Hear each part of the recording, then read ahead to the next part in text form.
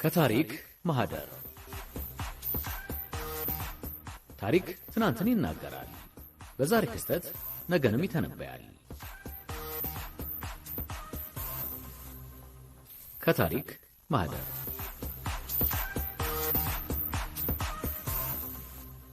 ጤና ይስጥልን ብለናል። የተወደዳችሁ አድማጮቻችን፣ ይኸው ሳምንቱን ጠብቀን ከታሪክ ማህደር ፕሮግራማችንን ይዘንላችሁ ከተፍ ብለናል። አብራችሁን ቆይታ ስለምታደርጉ ደግሞ በጣም ደስተኞች ነን። ዝግጅታችን ሁለት ጉዳዮች ላይ ትኩረት አድርጎ ቆይታ የምናደርግበት ነው የሚሆነው። ኃይሌ፣ አዎ፣ በቀዳሚነት እንደተለመደው ሳምንቱ በታሪክ ሳምንታዊ ክስተቶች ቀደም ባሉ ጊዜያት ምን ይመስሉ ነበር በተወሰነ መልኩ ወደ እናንተ የምናስደምጥበት ዝግጅት ቀዳሚው ነው።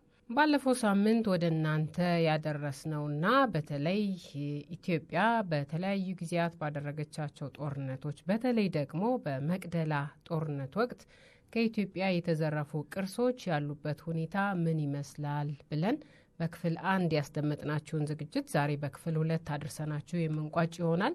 እነዚህን ዝግጅቶች እየተከታተላችሁ አብራችሁን ቆይታ እንድታደርጉ በአክብሮት የምንጋብዛችሁ፣ ፕሮግራሙን በማስተዋወቅ ኃይለ ማርያም ሙልጌታና ሂሩት አለሙ አብረናችሁ እንቆያለን። የፕሮግራሙ አዘጋጅ ዮሴፍ ሽፈራው ነው። አብራችሁ እንድትቆዩ በድጋሚ በአክብሮት እየጋበዝን ቀዳሚው መሰናዷችን ሳምንቱ በታሪክ ነው።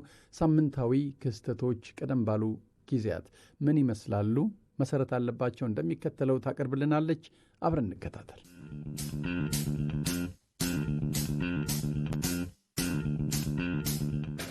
ሰኔ 1 ቀን 1916 ዓ.ም ብዕረኛው መንግስቱ ለማ ከአባታቸው አለቃ ለማ ኃይሉ እንዲሁም ከእናታቸው አበበች ይልማ በሐረር ከተማ የተወለዱበት ዕለት ነው። መንግስቱ ለማ የግጥም ጉባኤ በ1950 የአባቶች ጨዋታን በ1953 ባሻ አሸብር በአሜሪካ 1967 ዓ.ም የሰሯቸው የስነ ግጥም ስራዎቻቸው ሲሆኑ ለአማርኛው ስነ ጽሑፍም አዳዲስ የግጥም ስልትና ዘይቤን የመሰረቱ ያላቻ ጋብቻ በሚል ርዕስ በ1956 ዓ.ም እንዲሁም ደግሞ ጠልፎ በኪሴ በሚል በ1961 ዓ.ም የሰሯቸው ስራዎቻቸው ናቸው። ተውኔቶቻቸው ደግሞ ለኢትዮጵያ ኮሜዲ ቲያትር በር ከፋች፣ ኮሜዲያችን ዘመናዊ መልክ እንዲጎናጸፍ ያደረጉ የመጀመሪያው ኢትዮጵያዊ የሚል ልዩ አክብሮት ያገኙ የሥነ ጽሑፍ ሰው ናቸው። ደማሙ ብዕረኛው መንግስቱ ለማ የተወለዱት ሰኔ 1 ቀን 1916 ዓ.ም በዚሁ ባሳለፍነው ሳምንት ነበር። የጸረ አፓርታይድ ታጋዩና የደቡብ አፍሪካው የአፍሪካ ብሔራዊ ኮንግረስ ፓርቲ መሪው ኔልሰን ማንዴላ የዕድሜ ልክ እስራት የተበየነባቸው ሰኔ 5 ቀን 1956 ዓ.ም ነበር። ማንዴላ በጥቂት ነጮች የበላይነት የተያዘውን የመንግስትና ስርዓታዊ የዘር መድሎን በመቃወም ከህጋዊ ሰላማዊ የፓርቲ ትግል እስከ ህቡ የደፈጣ ትግል በማድረግ ያሰቡትን ዓላማ አሳክተዋል። በሀገር ክህደት ወንጀልና በህገ ወጥ መንገድ ከሀገር ለመውጣት በመሞከር በተደጋጋሚ በሮበን ደሴት እስር ቤት ሲታሰሩም ሲፈቱም ቆይተው የኋላ ኋላ አሻጥር ፈጽመዋል በሚል የዕድሜ ልክ እስራት ተበይኖባቸዋል። በነጻነት ታጋዩ ኔልሰን ማንዴላ ላይ ይህ ታሪክ የተፈጸመውም ባሳለፍነው ሳምንት ሰኔ 5 ቀን 1956 ዓ.ም ነበር። ማንዴላ ጠባብ በሆነች ክፍል ያለ ማረፊያ ከከባድ የጉልበት ስራ ቅጣት ጋር ሲሰቃዩ ኖረው መጨረሻ ላይ ሀገራቸውን ከአፓርታይድ አገዛዝ ነጻ አውጥተው ፕሬዝዳንት እስከ መሆንም ደርሰዋል። በዚህ ድርጊታቸውም የሰላም ኖቤል ተሸላሚ የሆኑ አፍሪካዊ መሪ ሆነው አልፈዋል። የወባ በሽታን ከኢትዮጵያ ለማጥፋት የቀዳማዊ ኃይለ ሥላሴ መንግስትና የአሜሪካ መንግስት ስምምነት ያደረጉት ሰኔ 2 ቀን 1963 ዓ.ም ነበር። በወቅቱ በኢትዮጵያ የወባ በሽታ ወረርሽኝ መከሰቱን ተከትሎ በሚሊዮን የሚቆጠሩ ሰዎች የችግሩ ሰለባ ሆነው ነበር። ይህ ታሪካዊ ክስተት የተከሰተውም ሰኔ 2 ቀን 1963 ዓ.ም በዚሁ ባሳለፍነው ሳምንት ነበር።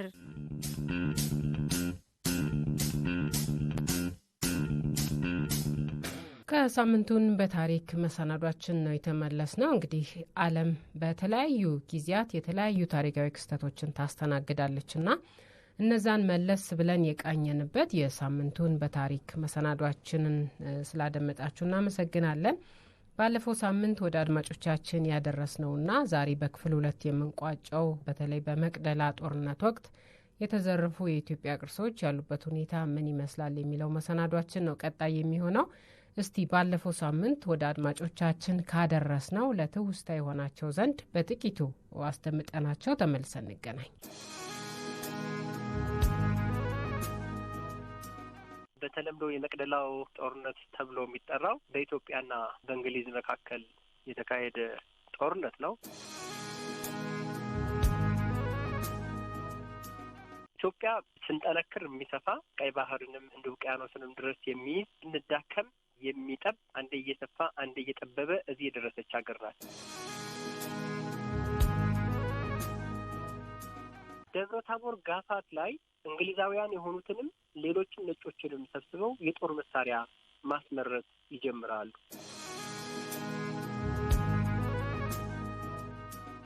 እስረኞቻቸውን ለማስፈታት ፕላስ የአጼ ቴዎድሮስን ራዕይን ለማጨናገፍ የታለመ ጦርነት ነው። አጼ ቴዎድሮስ በንግግራቸው የኢትዮጵያ ባል የኢየሩሳሌም እጮኛ ይላሉ።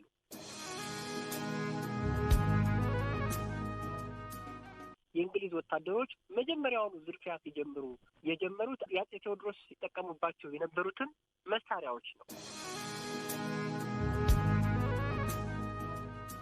የፕሮፌሰር ሪቻርድ ፓንክረስት ባለቤት ሪታ ፓንክረስት ምን ትላቸዋለች?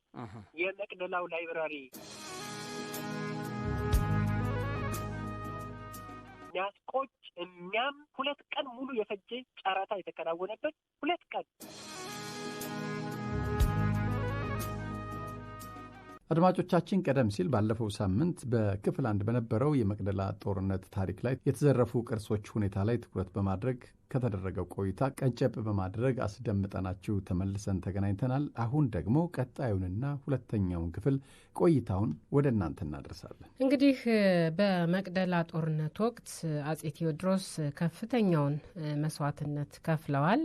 ሀገሬን ጠላት ወራሪ ይዟት ከማይ ራሴን ባጣ ይሻለኛል ብለው እንግዲህ ሽጉጣቸውን ጠጥተው ራሳቸውን እንደሰው እናውቃለን በታሪክና ያንን ተከትሎ እንግሊዞች ያለማንም ከልካይነት ወደ ሀገር ውስጥ በመግባት የሚዘርፉትን ዘርፈው ሰውም ሳይቀር ማለት ነውና ይዘው ወደ ሀገራቸው ተመልሰዋል።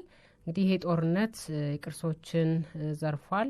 የቅርሶችን የጨረታ ሁኔታ ጨምሮ ሌሎች ሀሳቦችን እያነሳንበት የክፍል 2 መሰናዷችንን ደግሞ ወደ እናንተ የምናደርስ ነው የሚሆነው። ባልደረባችን ዮሴፍ ሽፈራው በደብረ ታቦር ዩኒቨርሲቲ የታሪክና ቅርስ አስተዳደር ትምህርት ክፍል መምህርና የአለቃ ገብረሃና የባህል ጥናትና ልማት ዳይሬክቶሬት ዳይሬክተር የሆኑት መምህር መሰረት ወርቁ ጋር አሁንም ቆይታው ይቀጥላል። እንድትከታተሉ ጋብዘናል። ጉዳቶቹ ይህን ያክል የከፉ ከሆነ እነዚህን ቅርሶች ለማስመለስ ምንድን ነው የተደረጉ ጥረቶች የሚለው ላይ ደካማም ይሁን በተለያየ መንገድ የቅርስ አስመላሽ ኮሚቴ አንዴ ሀገር አቀፍ የሚመስል አንዴ በግል የሚመስል አንዳንዴ ቅርስ ጥበቃ የሚሳተፍበት አንዳንዴ ወጣ ገባም የሆነ በተለይ አሁን መስመር እየያዘ የሚመስል በተለያየ ጊዜ ራሳቸው ከዛ በኋላ ንጉሱ የሆኑት አጼ ዮሐንስ የተወሰኑት ቅርሶች እንዲመለሱላቸው ለማድረግ ጥረት አድርገዋል። በተለይ ፍትሐ ነገሥቱን ህዝቡ አይተዳደርልኝም የሚል እዛ በኋላ የመጡ የኢትዮጵያ ነገስታት አጼ ምኒልክም አጼ እነ ቀዳማዊ አጼ ኃይለ ሥላሴም የተለያዩ ሙከራዎችን አድርገዋል። እነ ንግስተ ነገስታት ዘውዲቱም ጭምር እና አሁን ቅርብ ላይ ደግሞ በስርዓት በተደራጀ መንገድ በተለይ የሲልቪያ ፓንክረስት ቤተሰቦችን በመጠቀም የነ ፕሮፌሰር ሪቻርድ ፓንክረስት እናት ማለት ነው አሁን እና ሉላ ፓንክረስት ያሉበት ምክንያቱም ሲልቪያ ፓንክረስት ለኢትዮጵያ ባለውለታ ናት። ኢትዮጵያ በጣሊያን በተወረረችበት ጊዜ አግባብ አይደለም ብላ የእንግሊዝን መንግስትና ጣሊያንን ፋሺዝም አግባብ አይደለም ብላ በአደባባይ ተቃወም የነበረች ጸረ ፋሺስት የሆነች ንቁ ሴት 20 በላይ መጽሐፍት የጻፈች ከዛ ውስጥ ደግሞ 6ቱን ኢትዮጵያን ተኮር የሆኑ የጻፈች ናት። የእሷ ቤተሰብ ኢትዮጵያ ውስጥ ላይ ኢንስቲትዩት ፕሮፌሰር ሪቻርድ ፓንክረስት IES ወይም ኢንስቲትዩት ኦፍ ኢትዮጵያ ስተዲ የኢትዮጵያ ጥናት ተቋም የሚል አቋቁሞ አዲስ አበባ ያለውን ማለት ነው ቅርሶቹም እንዲመለሱ የሚቻለውን በሃርድ በቀጥታ እንዲመለሱ በቀጥታም የማይቻለውን ደግሞ በሶፍት ዲጂታላይዝ ተደርገው እንዲመለሱ የኢትዮጵያ ብሔራዊ ቤተ መዛግብት ብሪቲሽ ሙዚየም ጋር በጋራ ሆኖ እንዲጠቀምባቸው ስራዎች የሚሰሩባቸው ሙከራዎች የተደረጉ በተለይ የነሱ ቤተሰብ አካል የሆነው ፕሮፌሰር ሪቻርድ ፓንክረስት ትልቁ ሚና ተጫውቶ አሁን ከዚህ ከቅርስ አስመላሽ ኮሚቴ ውስጥ ደግሞ እንግሊዝ ሀገር ስለሆኑ አብዛኞቹ የሚገኙት አንዳንዶቹ በግል አንዳንዶቹ በመንግስት ደረጃ ያሉ ቅድም እንዳልኩት ታቦታት ሁሉ ስለሆነ የተወሰዱት የሃይማኖት ንዋየ ቅድሳት ስለሆነ የተወሰዱት ለማስመለስ የተለያዩ ሙከራዎች ይከናወኑ። የአፄ ቴዎድሮስ ጸጉር ተመልሰዋል። በቅርብ አሁን አምባር ተመልሰዋል።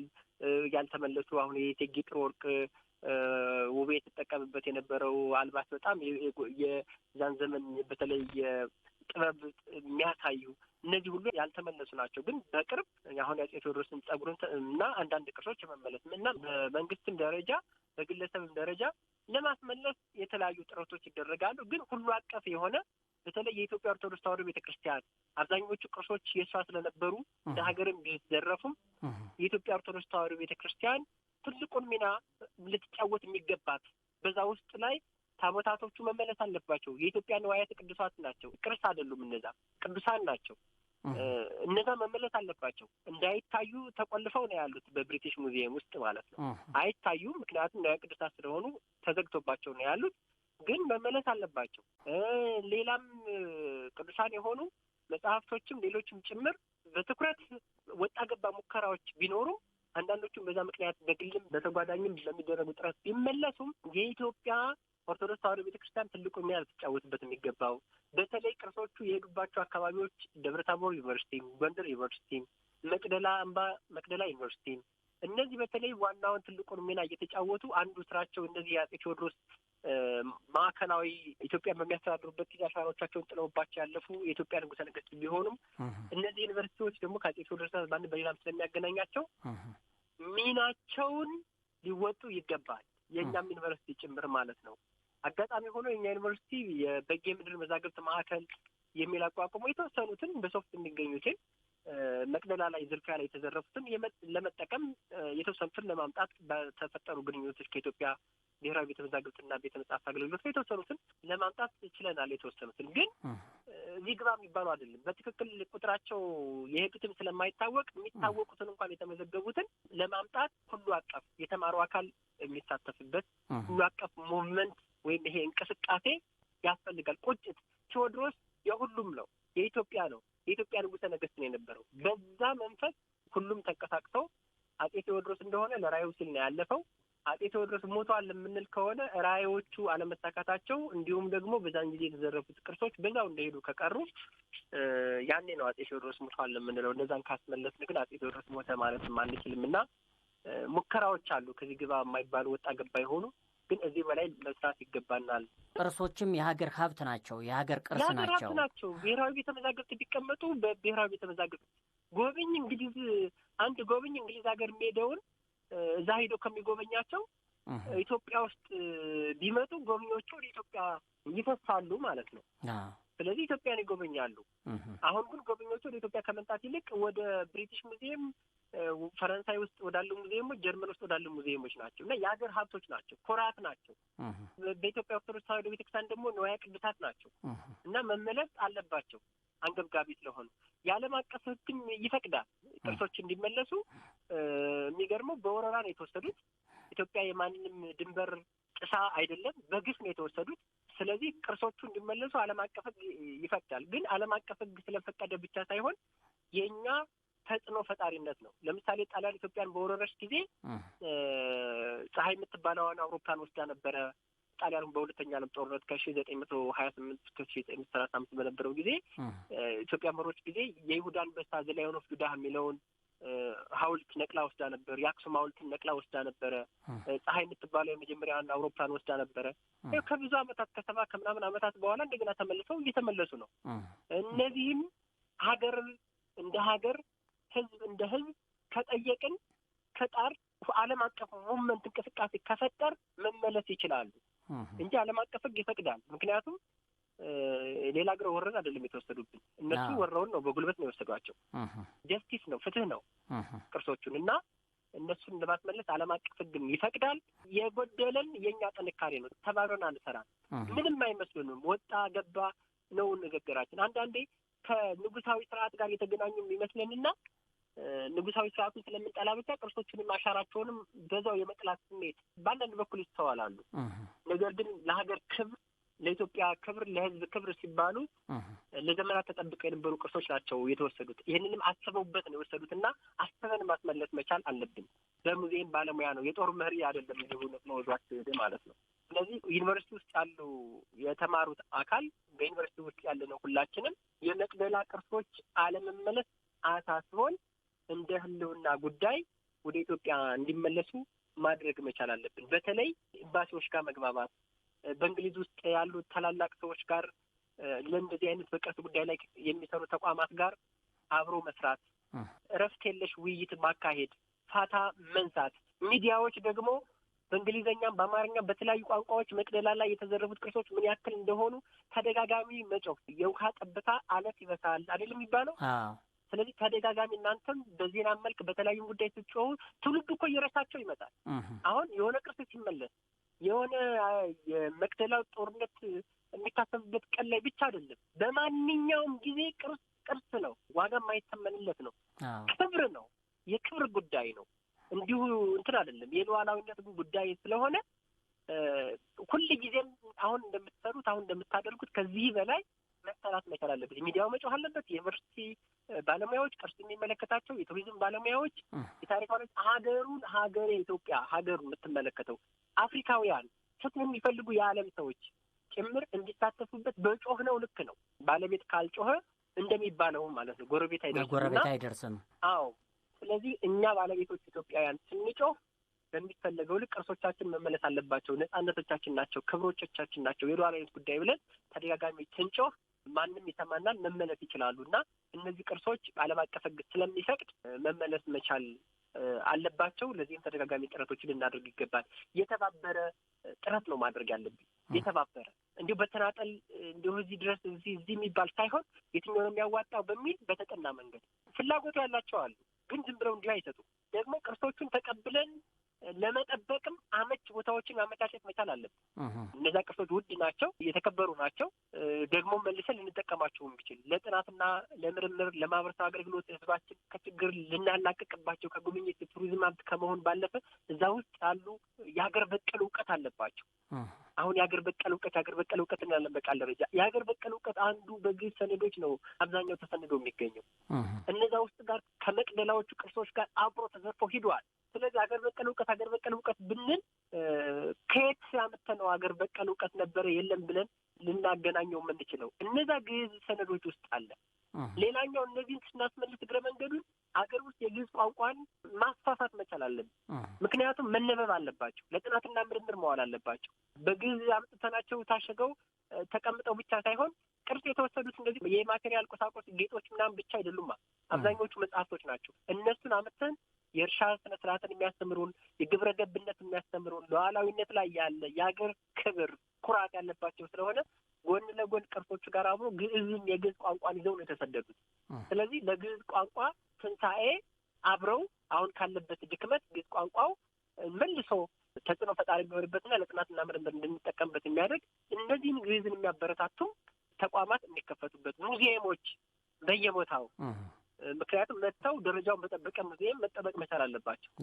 ምናልባት ደብረ ታቦር ይሁን ጎንደር ይሁን አዲስ አበባ ይሁን የትም ቦታ ይሁን ቅርሶቹ ከወጡበት ቦታም ባያሉበት ተመልሰው ደረጃውን በጠበቀ ሙዚየም መጠበቅ አለባቸው። ስለዚህ ማስመለስ ጎን ለጎን ደግሞም ሲመለሱ እነዛን ሊመጥን በሚችል ጥበቃ እናደርግላቸው ይገባል። ዓለም ከጠበቃቸው በላይ ከመጣም በላይ ደግሞ አመት እንዳናዘርፋቸው ደግሞ ደረጃውን የጥበቃ የትውውቅ የማስታወቅ ስራ መስራት የሚጠበቅብናል። እግረ መንገዱ ነው።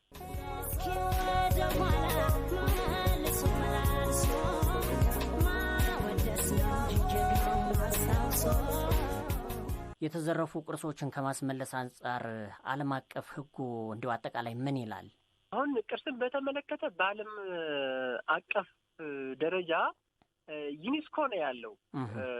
ዩኔስኮ የተባበሩት መንግስታት ድርጅት አንድ ክፍል ሲሆን የሳይንስም የባህል የሚመለከት ስለሆነ ከዛ አኳያ ቅድም እንዳነሳውልህ በዝርፊያ የሄዱ የሰው ንብረቶች ስለሆኑ እንዲመለሱ የተባበሩት መንግስታት ድርጅት የባህል እና የሳይንስ ተቋም ወይም ዩኔስኮ ዩናይትድ ኔሽን ሳይንቲፊክ ኤጁኬሽን ኤንድ ካልቸራል ኦርጋናይዜሽን ተብሎ የሚጠራው ዩኔስኮ ይፈቅዳል።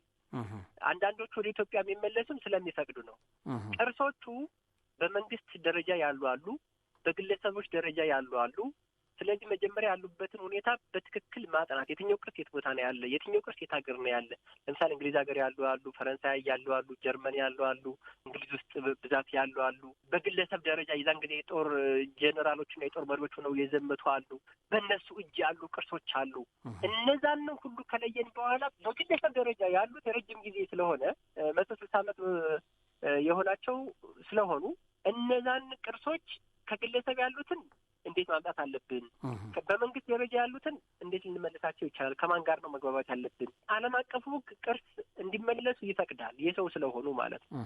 ረጅም ጊዜ መቀመጣቸው ብቻ አይደለም፣ እንዲመለሱ ይፈቅዳል። እኛ ማድረግ ያለብን ግን እነዚህ ሀገር ቅርስ ብለው ስለያዟቸው የኔ የሀገራቸው ስላደረጓቸው ከወሰዷቸው በኋላ እዛው ሆኖ እንዲያገለግሏቸው ነው የሚፈልጉ። ምክንያቱም ማንም የሚያጌጥበትን ጊዜያዊ የሚያጌጥበትን ተሰርቆ ምንጣ በየትኛውም ሀገር ያገኘውን ሀብቶች ስለሆኑ እንዲሁ መስጠት አይፈልግም። ስለዚህ ሕጉ ስለፈቀደ ብቻ እንኩሰዱ ብሎ የሚሰጠን የለም። ራሱን የቻለ ዲፕሎማሲ ያስፈልገዋል። አዎ ዲፕሎማሲ ያስፈልገዋል። በቃ ማታ ቀን ስራው ይሄ የሆነ ዲፕሎማሲያዊ ግንኙነት ያስፈልጋል።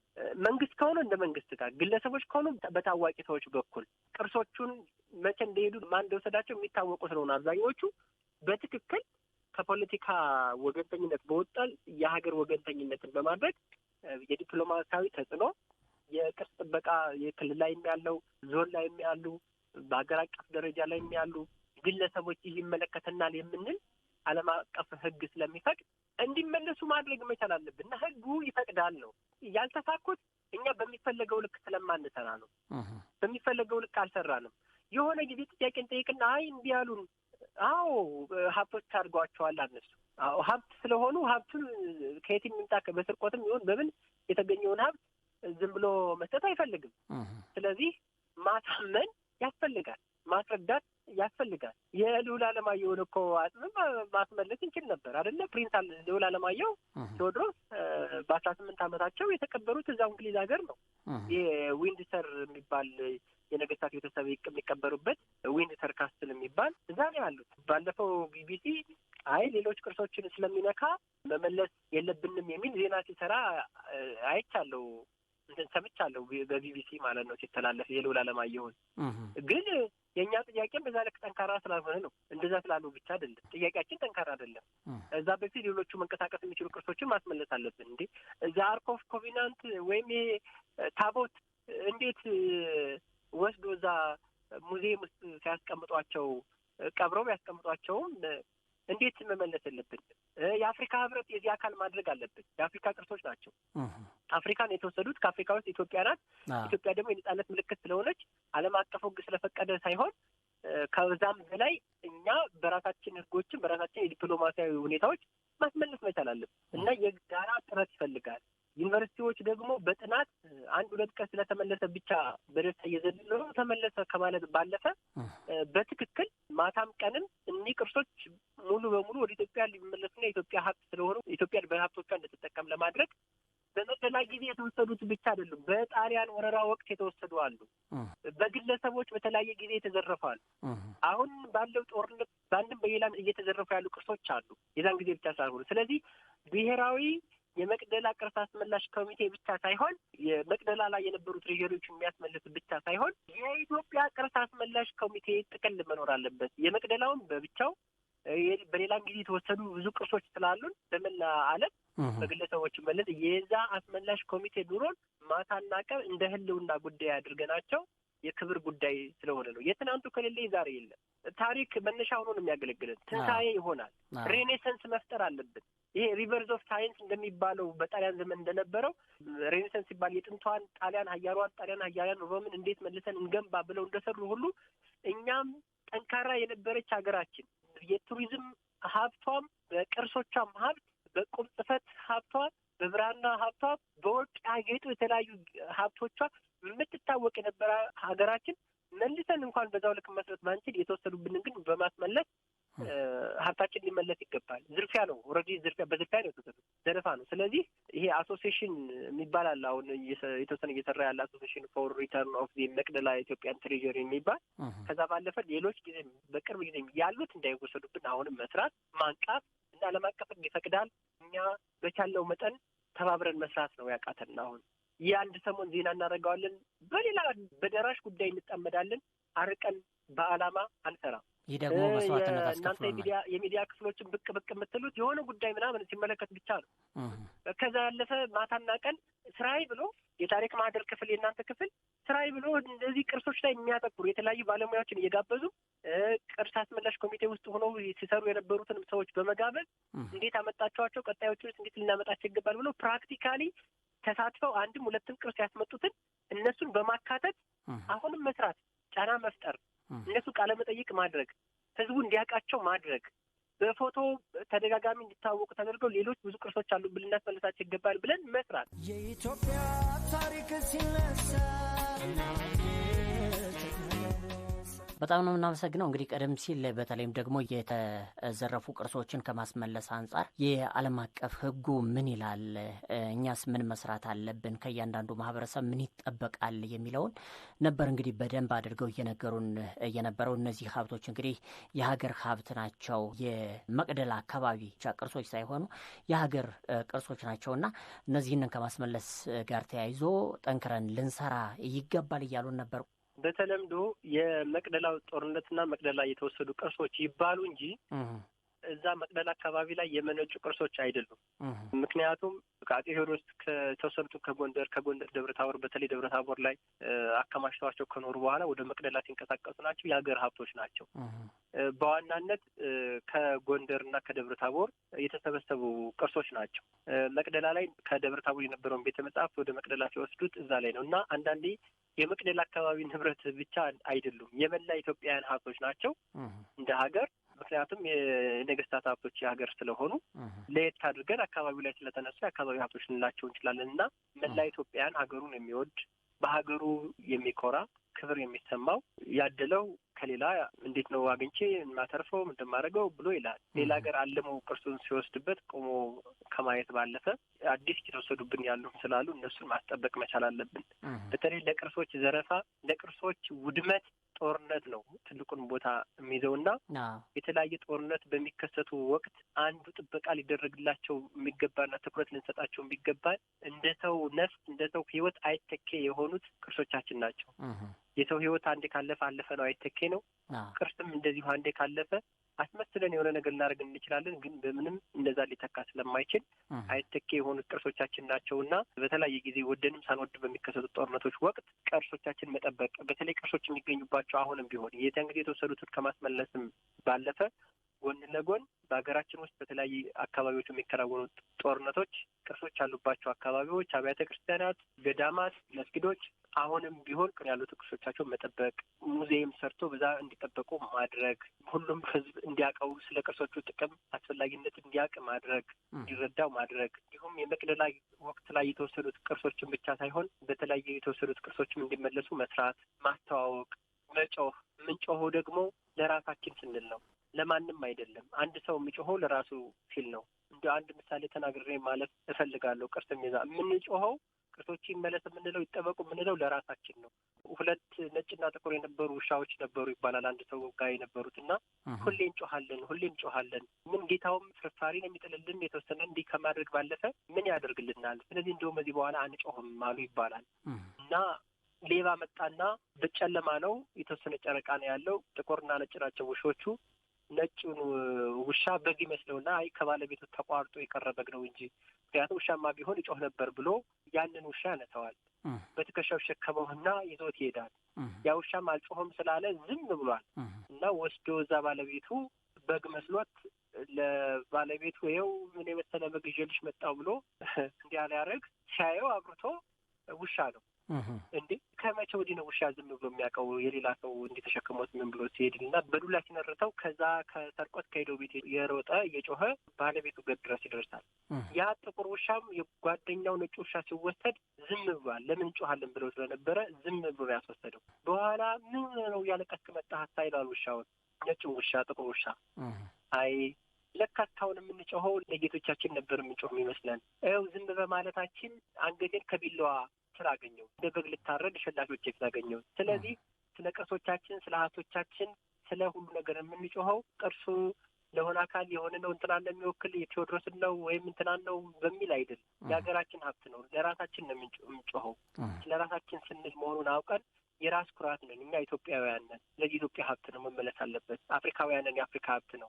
የሌላ ሀገር አልወሰድንም እና ሁላችንም ለሌላ አካል የምንጮህ እንዳይመስልንና ምናልባት አንዳንዶቹ ቅርሶች የቤተ ክርስቲያን ጋር የሚገናኙ ስለሆኑ ወስደን የቤተ ክርስቲያን ነው እኛ ምን አገባን ቤተ ክርስቲያን ብቻ ትጮህበት፣ አይ እኛ ምን አገባን የነገስታቶቹ ነው እንደዚህ ንጉሳዊ ቤተሰብ ብቻ የሆኑ ይጮህበት፣ አይ እንደዚህ ነው ምናምን በማለት ሳይሆን የሀገራችን ሀብት ነው። ካልሆነ ሌላውም እንዲህ እያለ ያልቅና ነገ ያ ነጭ ውሻ ባለመጮሁ፣ ባለመለፍለፉ፣ ባለመናገሩ አንገቱን ቢላዋ ስር እንዳገኘው እኛም ቅርስ አልባ ዘመን የሆነ መረን አልባ ትውልድ እንሆናለን እና ሲኖር ነው ታሪክ ትናንትን ዛሬን ያገናኛል። ታሪክ ከሚቀጥልበት መንገድ አንዱ በቅርስ ነው የሚቀጥለው። ለወደፊት ትውልድ የሚተላለፈው የትናንቱ የሚታየው በቅርስ ስለሆነ እነዚህ ቅርሶቻችን ለማስመለስ በጋራ መስራት አለብን። የተመለሱትን በክብር መጠበቅ አለብን። ሌሎች ያሉንን ደግሞ እንዳይዘረፉ ደግሞ አሁንም መስራት አለብን።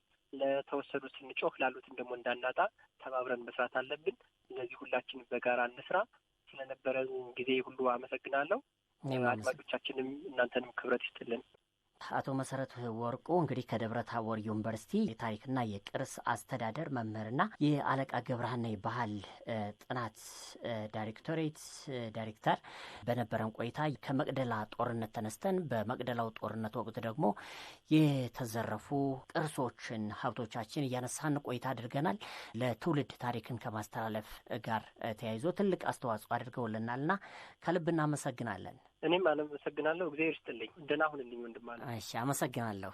የኢትዮጵያ ታሪክ ሲነሳ አብራችሁን ቆይታ እያደረጋችሁ ስለሆነ ከልብ እናመሰግናለን። ከአማራ ራዲዮ ወደ እናንተ እየደረሰ የሚገኘውን የታሪክ ማህደር ዝግጅታችንን ነው ስታደምጡ ቆይታ ያደረጋችሁት። ባለፈው ሳምንትን ጨምሮ እንግዲህ በዚህ ሳምንት የቋጨ ነው በመቅደላው ጦርነት ጊዜ ከኢትዮጵያ የተዘረፉ ቅርሶች ያሉበት ሁኔታ ምን ይመስላል፣ አያያዛቸውና ወደ ሀገራቸው እንዲመለሱ ለማድረግ የሚሰሩ ስራዎችስ ምንድናቸው ብለን የቃኘንበት የታሪክ ማህደር ዝግጅታችን እንግዲህ በዚሁ ተቋጭቷል። የፕሮግራሙ አዘጋጅ ዮሴፍ ሽፈራው በማስተዋወቁ ኃይለማርያም ሙልጌታና ሂሩት አለሙ በጋራ ፕሮግራሙን ወደ እናንተ አድርሰናል። ሳምንት በተመሳሳይ ጊዜ የተለያዩ መሰናዶዎችን በታሪክ ማህደር ፕሮግራማችን ይዘን እንጠብቃችኋለን። ጤና ይስጥልን። ከታሪክ ማህደር